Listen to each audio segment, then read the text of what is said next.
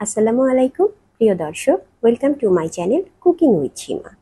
মাছে ভাতে বাঙালি, আর সেই মাছ যদি হয় সরিষা ইলিশ, তাহলে তো কথাই নেই। আজকে আমি আপনাদের সাথে সরিষা ইলিশ রেসিপি শেয়ার করব। এখানে আমি কিছু সরিষা, কাঁচামরিচ আর লবণ একসাথে পেস্ট করে নিব। তারপরে যে কড়াইতে রান্না করব সেখানে মাছগুলি বিছিয়ে এর উপরে কিছু পেঁয়াজ কুচি দিচ্ছি। পেঁয়াজ কুচিটা একটু বেশি পরিমাণেই দিতে হবে। সাথে যে সরিষাটা পেস্ট করে রেখেছিলাম দিয়ে দিচ্ছি সেই সরিষার পেস্ট।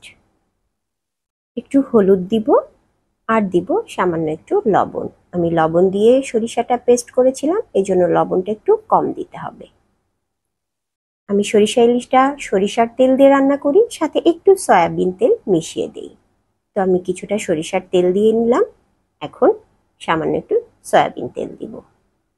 এখন মাছটি আমি এই মশলা এবং পেঁয়াজের সাথে খুব ভালোভাবে হাতে মেখে নিচ্ছি। মাখানো হয়ে গিয়েছে, এখন আমি সামান্য একটু পানি দিয়ে দিচ্ছি যাতে মশলাটা তলায় পোড়া না লাগে। একটু ঝাঁকিয়ে আমি মাছটা চুলায় দিয়ে 5 মিনিট পরে একটা সাইড উল্টিয়ে দিব। খুব আলতো করে উল্টাতে হবে, কারণ ইলিশ মাছ নরম থাকে, ভেঙে যায়। তো আমি উল্টিয়ে মাছটি আবার ঢেকে দিলাম। কিছুক্ষণ পরে আমার সরিষা ইলিশটি রেডি হয়ে গিয়েছে, তেল উঠে গিয়েছে চারিদিকে। এখন আমি পরিবেশন করে নিচ্ছি। তো এই ছিল আমার আজকের রেসিপি। আমার রেসিপিটি যদি আপনাদের ভালো লেগে থাকে, লাইক, কমেন্ট, শেয়ার দিয়ে আমার পাশেই থাকবেন। এতক্ষণ আমার সাথে থাকার জন্য ধন্যবাদ। আসসালামু আলাইকুম।